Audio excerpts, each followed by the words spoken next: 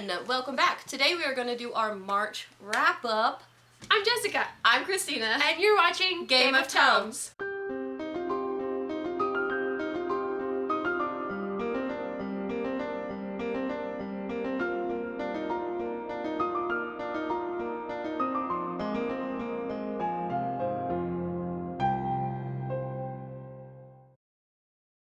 First book that I finished in March was Everyone's an Alien When You're an Alien Too by Jomny Sun. Yeah. Not Jomny. I don't like know. We thought. I saw online that it said his pen name was Jomny Sun.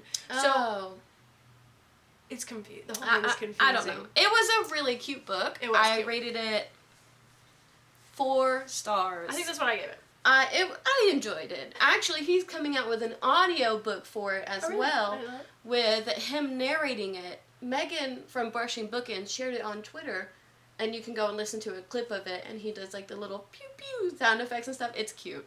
It's really cute. That sounds cute. It was definitely different than other graphic novels that I've ever read. Mm-hmm. This little alien comes to Earth to find out about humans, and he ends up finding out about everything. Yeah. Except humans. But it's really, really cute. It's a nice, like, picker-upper, I thought. I did too. I really, really liked it. And it reminded me of Home. Did you see Home? Mm-mm. The little purple alien is voiced by Jim Parsons. And the little girl is Rihanna. It's a really good. Oh, I know what movie you're talking about. No, I haven't seen it, though. It's cute. I've got a visual in my head of it now. That was the first movie we ever took Max to at the movie theater, and he really loved it. So then we buddy read A Wrinkle in Time by Madeleine. Sorry, we're laughing because we've done this a few times. Yeah. We buddy read this with Krista from Books and Jams and some ladies at our book club because the movie was coming out. Also, it's Middle Grade March, which Krista hosted alongside Katie from Life Between Words. I love both of them. They have fantastic channels, and Middle Grade March is so smart. We planned on reading more middle grade this month. We did not. We didn't. But I had a good time reading this. I did too, and it inspired us to want to pick up more middle grade. And when we went to McKay's, we did talk about going to the library and like looking at what middle grade would came out to us. But we ended up actually buying some middle grade books at McKay's. Yeah. Books that we're excited to pick up. Yeah. So I feel like Middle Grade March for us was a success, even though we read only one middle grade book this month. I agree, because I never thought middle grade would be a genre that I would really get into, but I love this one so much that I really, really was inspired to pick up a lot more middle grade, and so I am really excited about it, and I didn't think that I would be, so I definitely think it was a success. Yes. Christeena gave it 5 stars. I loved it. She loved it. I thought it was a great story. It was so cute. I really, really enjoyed it. I gave it 4 stars. And we liked the movie for the most part. Yeah, we actually vlogged it, so we will link that below. If you're interested in our thoughts on movie versus book, you can go and watch our vlog and watch us discuss it. Yeah, cool. Yeah. I think that's good. Yeah, I agree. Alright. So then we also buddy read Contact by Carl Sagan. I thought it was upside down, I'm sorry. I was like, what? It would be the first time. We buddy read this with Megan Sue from the Restricted section and Richard from Richard Reads. We will link their channels all below. You can find them. And I gave it 3 stars. I gave it 4. I enjoyed it, but parts really bogged me down in this as far as like political, scientific, and religious. And philosophical. Which I enjoyed that. I'm not opposed to those, but they just went on longer than what I cared for. Yeah, he was a bit long-winded at times. I did really, really like it though. We watched the movie together after we read the book, and I found that I actually had some problems with some things that happened in the movie that as a teenager watching that movie I didn't pick up on. Right. But I still love it. I love that it makes me want to reach for the stars. I loved all the science stuff in it, and I thought it was good. I will say, I know that I did kind of get bogged down by so much philosophical and religious and political stuff in here, but that also helped make this feel very real. It did feel very realistic. Yeah. because he just went so far into it as far as like politics with other countries, and it, you know, everybody's religion with, is it a message from God or, you know, whatever. So I will say that if something like this did happen, I do think that is a very realistic interpretation of what could possibly happen. I totally agree with that. Yeah. So, I mean, I can't hate on it. I gave it 3 stars. I enjoyed it. I don't know if I would say that I liked the movie better, because there are parts that I liked of the book better than I did the movie, and vice versa. So, you know, but I'm glad I did like Jodie Foster. She did an excellent job in that. She did great, and I thought the visual effects almost still held up. Yeah, I agree. I was surprised, because when was it made? In the 90s? Yeah, it was made in the 90s. And the visual effects, I was like, hey, this is good for the 90s, man. Yeah. Yeah. So this was our book club book for the month of March. It's called The Orphans Tale by Pam Jenoff. I didn't really know what it was about, other than it was set in Nazi Germany. Nazi Germany. Yeah. I gave it, what did we give it? We both gave it 3 stars. I gave it 3 stars. Yeah. I enjoyed it. This felt a bit like a poor man's Water for Elephants.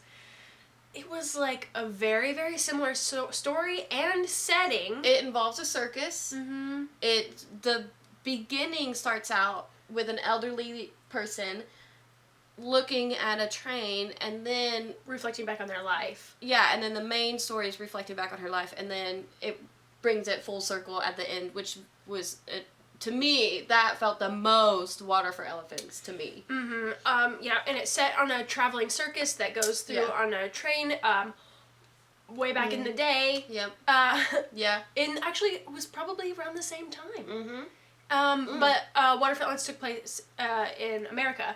Yeah. It just was a more richer environment, and I knew all of the characters so much better and cared for them in Water for Elephants than I did in this book. I agree. And so I just couldn't get on board with it as its own story. Yeah. I read the first half physically, and then I listened to the second half on audio, because the first half I just did not care. But I also did have to force myself to pick it up at first, and so I think that had an issue. But once I started the audiobook, I really enjoyed it, because this is told from the perspective of 2 different women, and they had 2 different narrators for that, which I thought was really interesting. And they both did a really good job. I think I would have liked that better, because I had problems switching who was who, because both of their stories were told in first person. Yeah. So she's like, I did this and I did this, and I'm like, well, sometimes I had to think about which I was reading through. Yeah. So it got a little muddled sometimes. And so I wish, for that reason, I had listened to it. Yeah, and I feel like the characters could have definitely been more fleshed out. Yeah, yeah, a little more richer, and also the love story was very incredibly insta love. Oh my gosh, super hardcore insta love. But we had also said this is during Nazi Germany, right? So you don't have the time to, like, you know, court each other, right? But literally, they meet with each other 2 times, and then they I love you, and it's just kind of Also, considering there's a trust issue in that relationship as well, so it's kind of like, right? Yeah. 3 stars though. It's not bad. It's not bad. Yeah. I did enjoy it. It's a cute story, but having read Water for Elephants, I was just kind of meh. Yeah. Water for Elephants is the way to go. So good. Okay, so then I've read When She Woke by Hilary Jordan. I gave this 4 stars. I really, really enjoyed this book. I thought it was fantastic. There are a ton of similarities between this and The Handmaid's Tale, but I do feel like this was strong enough that it can stand on its own without having to be compared to The Handmaid's Tale all the time, which I'm sure is kind of frustrating. But it's actually compared to The Handmaid's Tale on the back. Oh, okay. Thanks, author of Confessions of Edward Day, Valerie Martin. Well, and I'm sure she was probably inspired a little bit by that, so I'm not hating on it. But I actually... You don't think it's a poor man's Handmaid's Tale? No, I do not. I read a review on Goodreads while I was reading it that said, this is a poor man's Handmaid's Tale, and I was like, okay. Rude. I gave it 4 stars. Really enjoyed it. All I knew about it, and I feel like all you need to know about it, is just that it is told from the point of view of a woman in Texas who had an abortion, which is now illegal in the United States because it's a very religious political system now. And so they genetically dye her skin red for her sentence. So instead of spending like years in jail, you are released into the world, but your skin reflects your crime, such as misdemeanors are yellow, pedophiles are blue, there's some greens in there, red is for murder or attempted murder, etc. Oh. So obviously trying to live a normal life with your skin color, you know, I thought that was really interesting. It sounds good. Take on. How old is she? She's in her late 20s, I want to say. Cool. At the time of this. Our SD card died. It got too full. I lost my train of thought. I don't know where I was at. 4 stars. I really enjoyed it. If you enjoyed The Handmaid's Tale, I highly recommend this. And I feel like I was able to get stuff from this that I wasn't from The Handmaid's Tale. Yeah, cool. So interesting. I think I might like to read that sometime. You should. I really, really liked it. Okay. I think this Why would did be you take off a star? I just wasn't in love with it. Right, it wasn't like your favorite? Yeah. That's the only reason. But I liked the writing style. I really liked the setting and everything like that. And the world building was really good because you slowly learn things, you know, as opposed to like blatantly. Yeah, right. Nice. So I also think this would be a great book to buddy read with somebody and have a discussion about because, of course, the topics of abortion and things like that. But yeah, highly recommend. Awesome. We read The Bluest Eye by Toni Morrison. Yes, we did. I don't want to go too in-depth about this because we're about to film a review and discussion. Yes. And we haven't talked about it at all. No. And we want to save that for our review and discussion. Right. I haven't even rated this yet, so I'm not going to even go into that. Okay. So, sorry guys. Are we going to say... I think it's safe to say that we both liked it. Yeah. Okay. Yes. This is Toni Morrison's first novel. So I don't know where I was going with that, but it's her first novel. And I'm actually glad we started with her first novel. Me too. Yeah. I didn't know that until after I finished it. Me too. Yeah.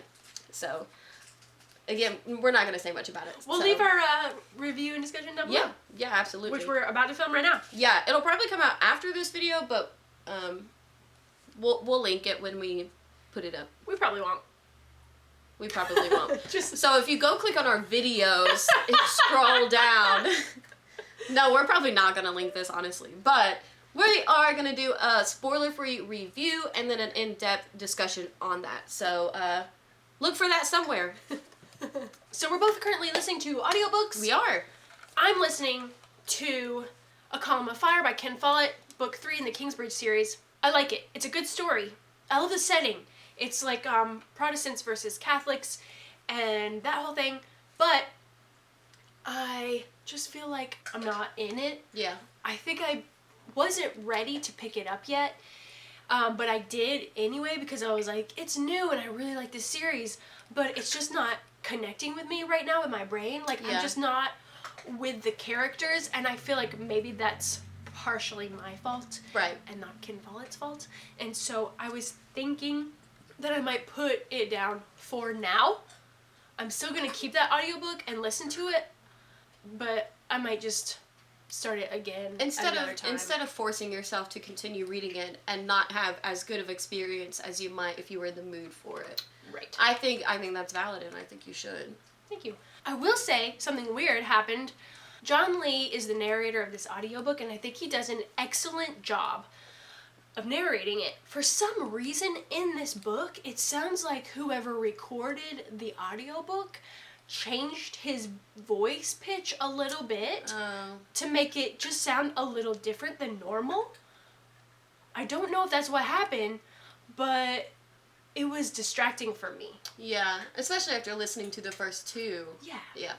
Which was like 30 hours and 45 hours. And then this one, which, I mean, it still sounds like him, and it's still good. He does a great job reading it, but it just sounds, different, and it, for some reason... Threw you off. I was like, no, why is this happening? And then it seemed like even sometimes his voice would get back to normal, and then, like, it would start a new chapter, and it would be that deeper... I don't know. You can hear it in the sample, the audio sample, even... if you have like an ear for that kind of thing. But I remember playing the sample and being like, whoa, he sounds different there. And I was like, maybe someone just mixed that sample differently. But no, actually it carries over into the book itself. I don't know if anybody cares about this, but that's my experience. What are you listening to? First of all, that was a lot. But you listen to so many audiobooks that the narrator is very important for you, and especially listening to 2 other very long audiobooks with the same narrator, it is going to be a very noticeable difference. It was. You know, and that's kind of frustrating. I think I just need to get some time away from World Without End, which I really loved, which was the second book in the Kingsbridge series. You did just finish that one, too. I did. I did. So I'm just going to... separate. I think I've decided, unfortunately, it makes me sad for some reason. I put 10 hours into that audiobook, but I think it's the right decision. There's no point in forcing yourself to have like a meh reading experience right now. If you're not feeling it, then I wouldn't. I'm thinking about listening to Strange the Dreamer because I've been hearing people talk about that recently. I'm currently listening to Sharp Objects by Gillian Flynn. It's our In Real Life book club pick for the month of April. And I'm not crazy about the narrator, the female. Just sometimes when she is speaking like men's parts or whatever, she does kind of a weird voice and I'm not really into it. But that's okay. It can be worse than that Butterfly book you listened to. Oh my gosh. Butterfly Garden, great book. Crappy audio, let me tell you.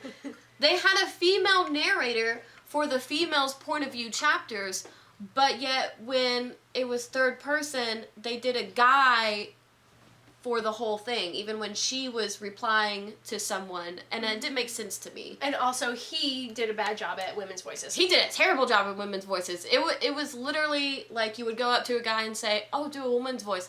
Well, I don't know, maybe I'll talk like this. I don't know. It was ridiculous. That's funny. But I got used to it. It's fine. All right. So anyway, yeah, Sharp Objects. It's interesting so far, and it's cool. I'm kind of feeling like it's a generic thriller so far. So I'm hoping that something will happen. Yeah. Okay. So you're only 2 hours in, right? So. Yeah, I'm only if that even. So I'm not very far into it. Okay. Yeah. I don't know what it's about, but I look forward to reading it. Christeena gave me her physical copy. I'm gonna go that route. Yeah. Okay, that's it. That's enough. Thank you so much for watching. When you play the Game of Tones, you read or you die. And come be our friends. Social media links in the description below. And we hope you're reading a great book. Bye. Langle. Langle. Langle. Madeleine? Madeleine? It looks like Madeleine. Madeline. Langle. I don't know how to say your name. Okay, let me do it. We gotta get through this.